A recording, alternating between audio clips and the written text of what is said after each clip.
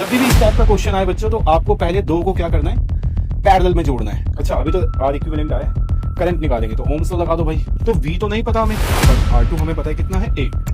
तो hello everyone, स्वागत है आप सभी का अकेडमी ऑफ एक्सीलेंस चैनल पर। बच्चों, आज इस वीडियो में हम डिस्कस करने वाले हैं ओम्स लॉ के डायग्राम से रिलेटेड टोटल 5 क्वेश्चंस को, जो कि प्रीवियस ईयर क्वेश्चंस हैं, यानी कि ये कभी ना कभी एग्जाम में, बोर्ड एग्जाम में आ चुके हैं। ठीक है, हम एक एक करके क्वेश्चंस को देखते हैं। सबसे पहला क्वेश्चन है, show how would you join 3 resistors. आपके पास बेटा 3 रजिस्टर्स है। ठीक है, तीनों रजिस्टर का जो रेजिस्टेंस है वो है 9 ओम, और ये कितने रजिस्टर्स है टोटल, 3 रजिस्टर्स। ठीक है, अब ये कह रहा है कि आपको इसको ज्वाइन करना है, कनेक्ट करना है, और उसका जो कॉम्बिनेशन है वो 13.5 ओम का होना चाहिए, और सेकंड कॉम्बिनेशन होना चाहिए 6 ओम का, है ना। तो देखते हैं फर्स्ट केस 1। हमें 13.5 के लिए इन 9 ओम के 3 रजिस्टर को जोड़ना है। सबसे पहले हम दो को क्या करेंगे, जब भी इस टाइप का क्वेश्चन आए बच्चों, तो आपको पहले दो को क्या करना है, पैरेलल में जोड़ना है। ये मान लो R1 हो जाएगा 9 ओम, और ये हो जाएगा R2 9 ओम, और इसके बाद थर्ड वाला होगा R3, और इसकी वैल्यू भी होगी 9 ओम। ठीक है, तो हमें इसका R नेट या R इक्विवेलेंट निकालना है। अच्छा, कैसे पता चलेगा कि पहले दो को पैरेलल जोड़ना है, उसके बाद तीसरा वाला सीरीज में जोड़ना है। तो कभी भी आप देखो, जो आपको क्वेश्चन में दे रखा है रेजिस्टेंस, उससे अगर ज्यादा वैल्यू है, आपने क्लास में पढ़ा है कि रेजिस्टेंस इन सीरीज जो है वो हमेशा ग्रेटर आता है, और रेजिस्टेंस इन पैरेलल जो है वो वैल्यू से छोटा आता है ना। तो अगर आपको नेट रेजिस्टेंस, जो रेजिस्टेंस गिवन है उससे बड़ा चाहिए, तो पहले आपको पैरेलल में कनेक्ट करना है, एंड देन इसका जो इक्विवेलेंट रेजिस्टेंस आएगा वो इसके साथ सीरीज में होना चाहिए। ठीक है, सेकंड केस के टाइम पे मैं सेकंड बताऊंगा। चलो, इसको पहले सॉल्व करते हैं। अगर मैं यहां से R5 निकालू, तो पहले इसमें पैरेलल का रूल लगेगा, 1/R4। पहले R4 निकालते हैं बेटा, R5 लास्ट में आएगा। तो 1/R4 क्या होगा, 1/R1 प्लस 1/R2।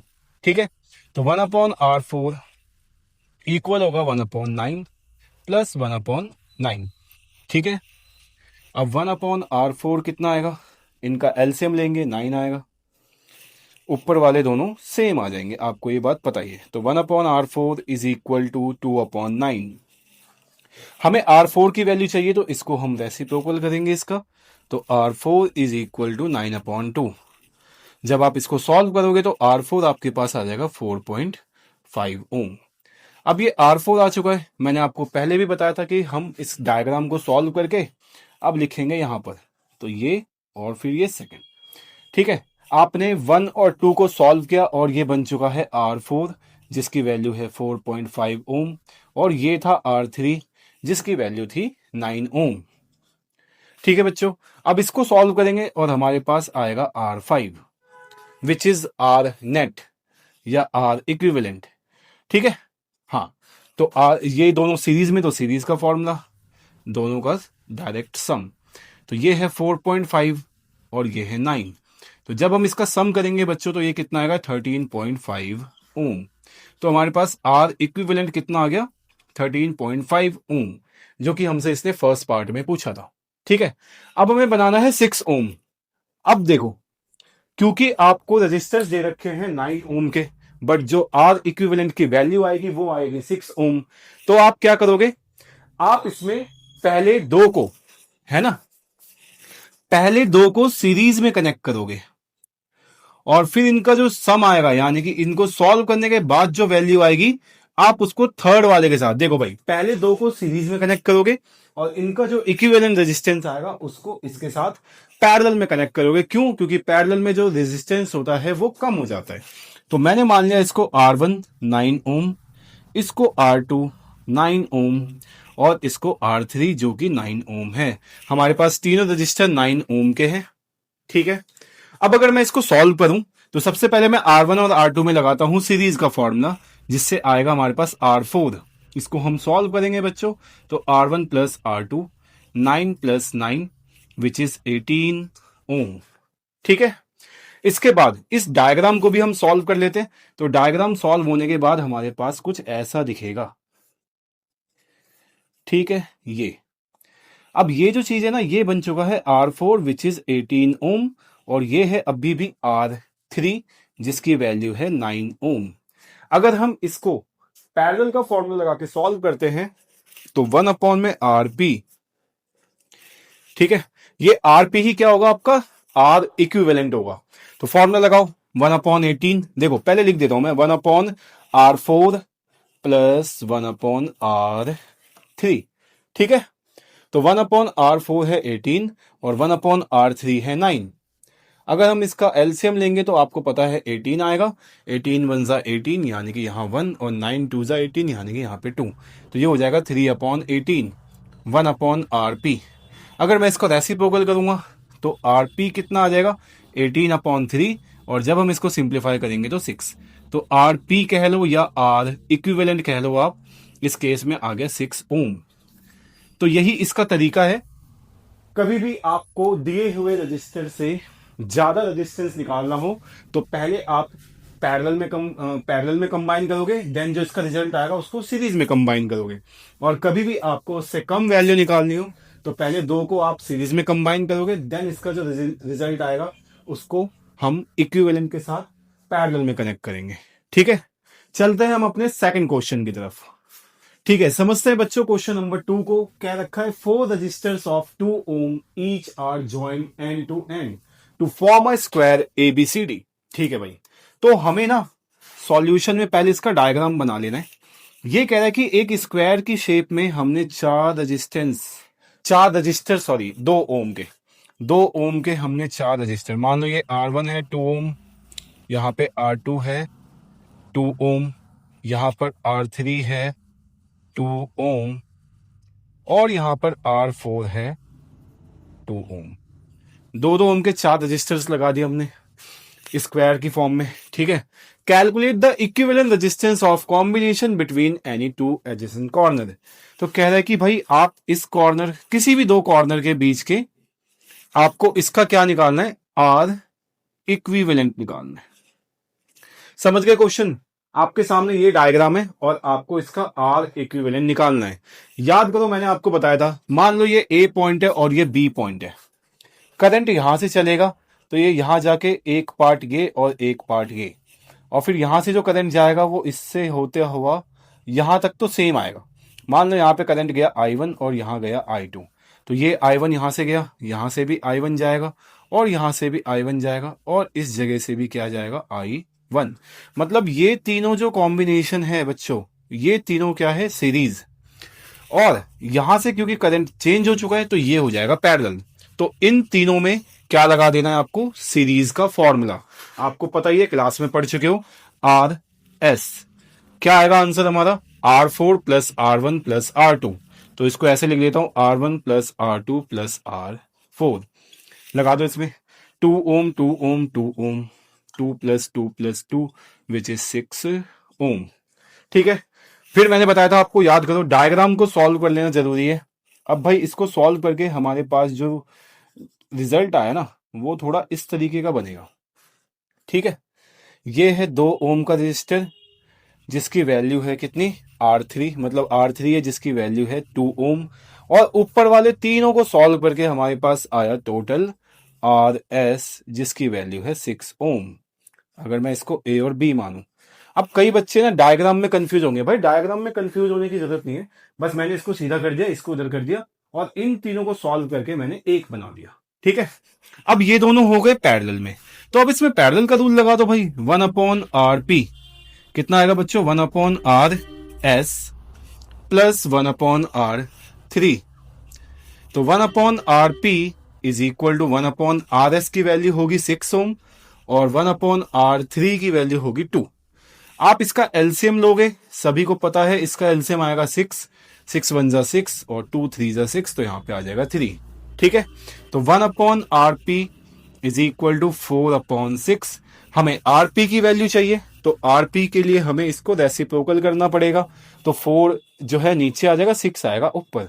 सिंप्लीफाई करेंगे, RP is equal to 2 upon 3 यानी कि 3 अपॉन 2 यानी कि 1.5 ओम। तो इसका जो फाइनल आंसर है यानी कि R इक्विवेलेंट पूछा इन्होंने, इक्विवेलेंट रेजिस्टेंस, तो आर इक्विवेलेंट है बच्चों इसके लिए 1.5 ओम। ठीक है, आई होप आपको इसका सॉल्यूशन समझ आ गया होगा। चलते हैं हम अपने अगले क्वेश्चन की तरफ। समझते हैं बच्चों क्वेश्चन नंबर 3 को। यहां पे आपको एक डायग्राम दिख रहा होगा और इसके 3 पार्ट है ना। देखते हैं क्या लिखा हुआ है। Study the following circuit and answer the question that follows. State the type of combination of two resistor in circuit. आपको दिख रहा होगा बच्चों यहां पे कि एक रजिस्टर ये रहा और एक रजिस्टर इसके नीचे। ये दोनों रजिस्टर एक दूसरे से पैरेलल कॉम्बिनेशन में कनेक्टेड है। आपको पता है कि जब भी एक के बाद एक होता है तो हम इसको सीरीज कॉम्बिनेशन कहते हैं, जहां पे हमें हाथ उठाने की जरूरत नहीं पड़ती और ऐसे करंट यहां से फ्लो हो जाता है ना, मतलब एक ही तार से जुड़े हुए हैं। यहां से क्या होगा कि करंट के दो रास्ते हैं, एक ये और एक ये। इसीलिए इसका जो पहले का आंसर होगा यानी कि ए का, वहां लिखेंगे हम state the type of combination of two resistor. तो कॉम्बिनेशन क्या है बच्चों इसका? कॉम्बिनेशन है पैरेलल कॉम्बिनेशन, पैरेलल कॉम्बिनेशन। ठीक है, ये मैं हटा दे रहा हूं। अब आते हैं इसके सेकंड पार्ट यानी कि बी पर। बी में क्या कह रहा है? How much current is flowing through 10 ohms यानी कि फर्स्ट रजिस्टर एंड 15 ओम्स यानी कि सेकंड रजिस्टर। तो आपको मैंने बताया था पैरेलल कॉम्बिनेशन में, इन पैरेलल कॉम्बिनेशन, इन पैरेलल कॉम्बिनेशन आप सभी को पता है कि जो करंट होता है वो डिवाइड हो जाता है ना, और पोटेंशियल, पोटेंशियल जो है वो सेम रहता है और जो करंट है वो डिवाइड हो जाता है, करंट जो है वो डिवाइड हो जाता है। तो मान लो कि यहां से जा रहा है I1 और यहां से जा रहा है I2। ठीक है, तो पोटेंशियल तो दोनों का सेम होगा। अब मान लो मैंने इस पे ओम्स लॉ लगाया ऊपर वाले पे, तो क्या होगा Ohm's law? V1 is equal to I1 into R1 according to Ohm's law. तो आपको पता है V1 कितना होगा बच्चों? 5 वोल्ट, क्योंकि पोटेंशियल तो सेम होगा। तो V1 आ जाएगा अपने पास 5, I1 हमें निकालना है और R1 की वैल्यू कितनी है? 10 है ना। ये 10 आएगा इसके नीचे, मतलब 5/10 इक्वल टू I1। और जब आप इसको डिवाइड करोगे तो 5/10 कितना होता है? 0.5 हो। ठीक है, तो करंट जो है हमारे पास 10 ओम से फ्लो होने वाला करंट है 0.5 एम्पियर। इसके बाद अरे सॉरी सॉरी सॉरी, यहां पे एम्पियर लिख देना, है ना, फ्लो में गड़बड़ हो गई। करंट का सिंबल होता है बच्चों एम्पियर। ठीक है, अब आते हैं सेकंड पे। तो यहां से जा रहा है I2, अब इसमें लगा दो ओम्स लॉ। तो भाई V2 क्या होगा? I2 into R2 according to Ohm's law. आपको पता है पोटेंशियल सेम है, तो पोटेंशियल जो बैटरी का है 5 वोल्ट वो यहीं पे आ जाएगा, इनटू में I2, और R2 की वैल्यू है 15। तो ये जो 15 है अब इसके नीचे डिवाइड में आएगा, तो 5/15 इज इक्वल टू I2। 5 1 सा 5, 5 3 सा 15। तो I2 की वैल्यू आएगी बच्चों 1/3, विच इज डिवाइड कर सकते हो वैसे तो ये 0.33 होता है ना। तो I2 कितना आ जाएगा हमारे पास? 0.3 एम्पेयर। ठीक है, तो हमने दोनों से फ्लो होने वाले करंट को बता दिया। ठीक है, तो दोनों से फ्लो होने वाले करंट ये है। आते हैं इसके थर्ड पार्ट पे विच इज सी, और ये कह रहा है what is the ammeter reading. Ammeter reading का मतलब ये होता है बच्चों कि इसका जो एम मीटर है इसके अंदर से, आपको पता है एम मीटर किसको मेजर करता है? करंट को, है ना। एम मीटर जो मेजर करता है वो किसको मेजर करता है? करंट को। यानी कि हमें एम मीटर से जाने वाला नेट करंट निकालना है। तो नेट करंट क्या होगा? यहां से I1 जाएगा, यहां से I2 जाएगा, और ये दोनों मिलकर यहां पे क्या बना लेंगे? I। तो I equal to I1 plus I2। I1 कितना है हमारे पास? I1 है 0.5, I2 कितना है हमारे पास? 0.3। ठीक है, तो इसको आप ऐड कर दो, कितना आएगा? 0.8 एम्पेयर। ये हो जाएगा हमारे पास आई। ठीक है, तो तीनों के आंसर आप स्क्रीनशॉट ले सकते हो, मैं साइड हो जाता हूं। चलते हैं अपने अगले क्वेश्चन की तरफ। समझते हैं बच्चों क्वेश्चन नंबर 4 को। देखते हैं भाई इसका सॉल्यूशन। कह रहा है two resistors with resistance 5 ohm and 10 ohm. तो भाई R1 मान लो 5 ओम है, R2 मान लो 10 ओम है। जब भी हम सर्किट के अंदर बच्चों अगर मैं पैरेलली कंबाइन करूं दो रजिस्टर्स को, तो पैरेलल कॉम्बिनेशन में जो रेजिस्टेंस होता है ना रेजिस्टेंस वो होता है मिनिमम। ठीक है, तो आपको पता है रेजिस्टेंस और करंट में क्या रिलेशन है, ये वाला रेसिप्रोकल का। तो करंट जो है वो क्या हो जाएगा, मैक्सिमम। अगर मैं पैरेलल कंबाइन करूं और अगर मैं सीरीज में कंबाइन करूं, तो आप सभी को पता है कि रेजिस्टेंस इस केस में क्या होता है, मैक्सिमम। तो करंट क्या हो जाएगा बच्चों, मिनिमम। बस हमको फर्स्ट पार्ट में यही बात लिखनी है कि अगर मुझे मिनिमम करंट चाहिए, है ना, मुझे करंट क्या चाहिए, मिनिमम। तो इसका ए पार्ट है, for current minimum we need to connect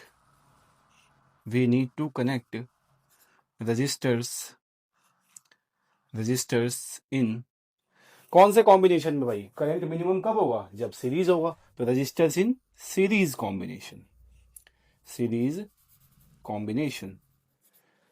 ठीक है, और सेकंड में for current maximum we need to connect, है ना, पूरा लिख लेना ये, we need to connect resistors in parallel combination. समझ आ गया, ये लिख लेना भाई, है ना, यहाँ पे जो छूट गया ये लिख लेना। ठीक है, इसकी नीड नहीं है, ये मैं हटा देता हूँ यहाँ से। हम सेकंड क्वेश्चन को सॉल्व करते हैं। फर्स्ट पार्ट में तो ए ये हो गया, ठीक है भाई, इसको हटा देते हैं। अब देखो इसका बी पार्ट, बी में क्या कह रहा है ये, बी पार्ट तो मतलब ये हो गया, मिनिमम और मैक्सिमम दोनों हो गया, है ना। हाउ विल यू कनेक्ट, ये फर्स्ट पार्ट का आंसर हो गया। यहाँ पे ना इसकी नंबरिंग कर लो आप फर्स्ट, और ये हो जाएगा उसका ए और ये हो जाएगा बी, ऐसे। अब हम आते हैं सेकंड में। सेकंड में कह रहा है कि calculate the strength of total current in the circuit in two cases. आपको इन दोनों केसेस में, मतलब इसको एक बार लगाना है सीरीज कॉम्बिनेशन में और एक बार अलाइन करना है पैरेलल कॉम्बिनेशन में, और दोनों ही केसेस में करंट निकालना है आपको। ठीक है भाई, निकालते हैं। पहले इसको सीरीज कॉम्बिनेशन में लगाओ, है ना, फर्स्ट में हमने बोला है सीरीज कॉम्बिनेशन में। तो इन सीरीज कॉम्बिनेशन, चेक करो बच्चों, सीरीज कॉम्बिनेशन, इसने दे रखा है 6 वोल्ट की बैटरी है। ठीक है, तो हम इसका सर्किट डायग्राम बनाते हैं इस तरीके से। यहाँ पे स्विच आ जाएगा, ये आ जाएगा एम मीटर, इसके बाद यहाँ पे वोल्ट मीटर। ठीक है, R1 है हमारा 5 ओम, R1 है 5 ओम और R2 है 10 ओम। 6 वोल्ट की बैटरी है, क्वेश्चन में आपको गिवन है। ठीक है, तो भाई करंट फ्लो होगा, इन दोनों का आर इक्विवेलेंट क्या आएगा, आर इक्विवेलेंट आएगा R1 प्लस R2, क्योंकि सीरीज कॉम्बिनेशन में है, डायरेक्ट सम हो जाएगा 5 प्लस 10 विच इज 15 ओम। तो आर नेट आपके पास ये आ गया। पोटेंशियल दे रखा है आपको 6 volt according to Ohm's law. क्या आएगा answer, V equal to I R. Potential दे रखा है आपको 6, आई आपको निकालना है, रेजिस्टेंस कितना आया आपके पास 15। ठीक है, 15 मल्टीप्लाई में इधर आके डिवाइड में आ जाएगा, इसको सिंप्लीफाई कर दो, 3 2 जा 3 5 जा। ठीक है, इसको आप डिवाइड कर दो, तो डिवाइड करेंगे तो आई कितना आएगा, 0.4 एम्पेयर। ठीक है बच्चों, तो सीरीज कॉम्बिनेशन में जो करंट होगा वो 0.4 एम्पेयर फ्लो करेगा। अब हम पैरेलल कॉम्बिनेशन का केस निकाल देते हैं। तो इन पैरेलल कॉम्बिनेशन,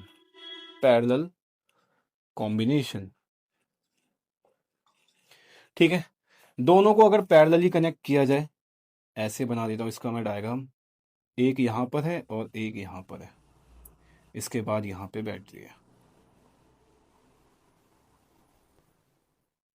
एम मीटर आ गया अपना, यहीं पे कहीं पे वोल्ट मीटर लगा दो। ठीक है, तो ये है R1 विच इज 5 ओम, है ना, और R2 कितना है 10 ओम, R2 आ जाएगा अपने पास 10 ओम।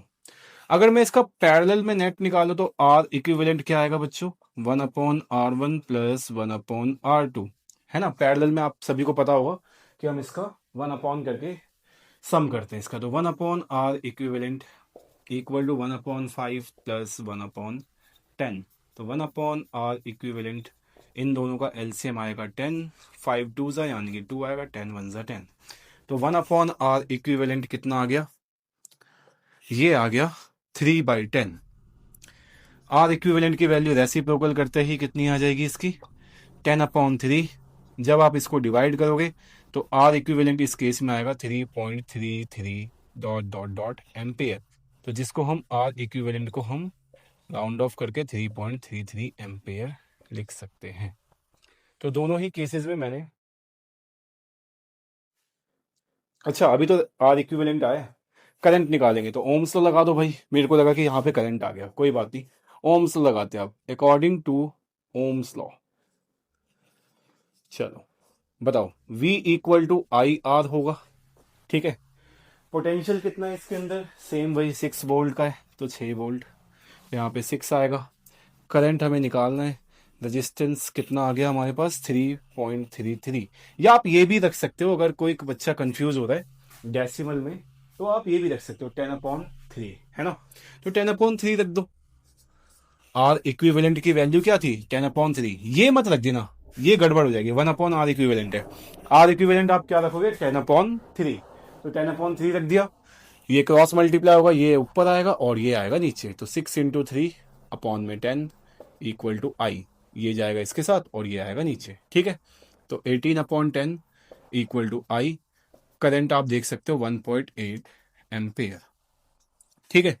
चेक कर लो बच्चों, जब हमने इसको पैरेलल कॉम्बिनेशन में किया था तो जो करंट था वो 0.4 एम्पेयर आ रहा था, और जब हमने सीरीज में कनेक्ट किया था तो 0.4 एम्पेयर, और जब हमने इसको पैरेलली कंबाइन किया तो करंट इसका 1.8 एम्पेयर आ रहा है।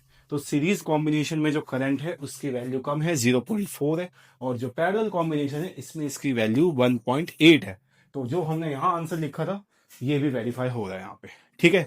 चलते हैं अपने इस वीडियो के लास्ट क्वेश्चन की तरफ, जो कि है 5वां क्वेश्चन। समझते हैं बच्चों क्वेश्चन नंबर 5 को। Draw a diagram to show how two resistors R1 and R2 should be connected so that the total resistance of the circuit is minimum. आप सभी को पता है रेजिस्टेंस आर इक्विवेलेंट या आर नेट मिनिमम कब होता है, जब हम उसको पैरेलली कंबाइन करते हैं। तो बस फर्स्ट का आंसर लिख दो, if we want minimum resistance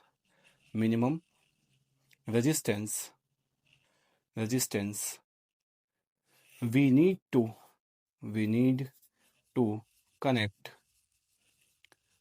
both resistors in parallel combination। बस सिंपल सा पैरेलल कॉम्बिनेशन। आप चाहो तो मैं इसका डायग्राम भी बना देता हूँ। पैरेलल कॉम्बिनेशन का डायग्राम इस तरीके का होगा बच्चों।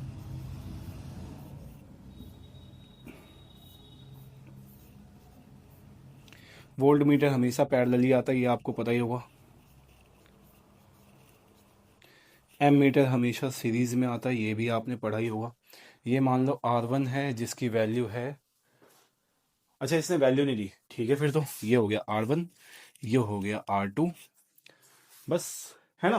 तो इनको पैरेलल कॉम्बिनेशन में करना है। इससे जो R इक्विवेलेंट आएगा वो आएगा बच्चों 1/R1 प्लस 1/R2, इनका रेसिप्रोकल सम हो जाता है, ठीक है। रेसिप्रोकल सम की वजह से रेजिस्टेंस मिनिमम आता है इस केस में। सेकंड पार्ट करते हैं। कह रहा है in a circuit if two registers 4 ohm and 8 ohm are connected in parallel, ठीक है भाई।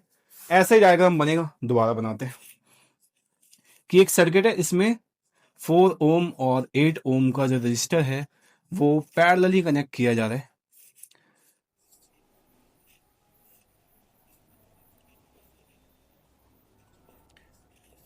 ठीक है, तो R1 हो गया हमारे पास 4 ओम, R2 हो गया हमारे पास 8 ओम, और ये connected in parallel, find the ratio of this, ठीक है। वोल्टेज नहीं थी तो हम यहाँ पे V मान लेते। पोटेंशियल डिफरेंस इसका कितना है बच्चों, V।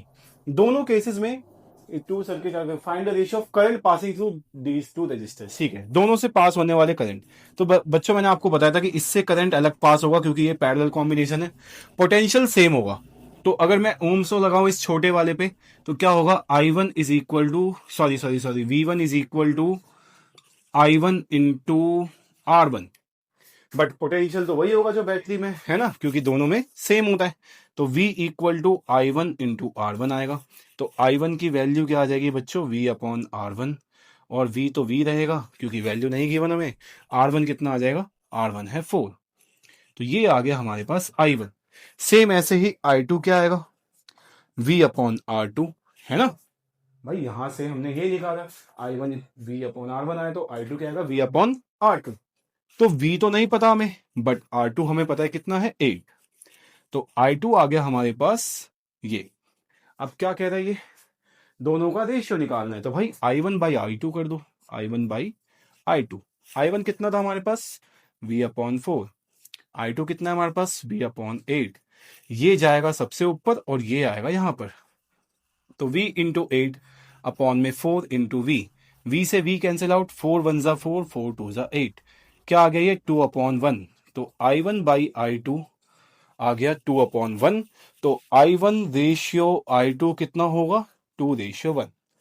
ठीक है, आई होप आपको ये सभी क्वेश्चंस के आंसर समझ आ गए होंगे।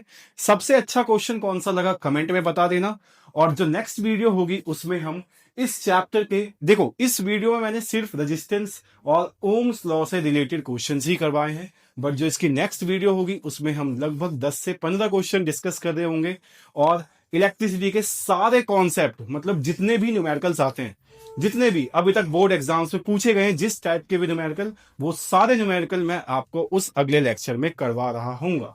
तो इस चैनल को सब्सक्राइब कर देना, वीडियो को लाइक कर देना और अपने बोर्ड एग्जाम्स के साथियों के साथ शेयर कर देना। मिलते हैं नेक्स्ट वीडियो में।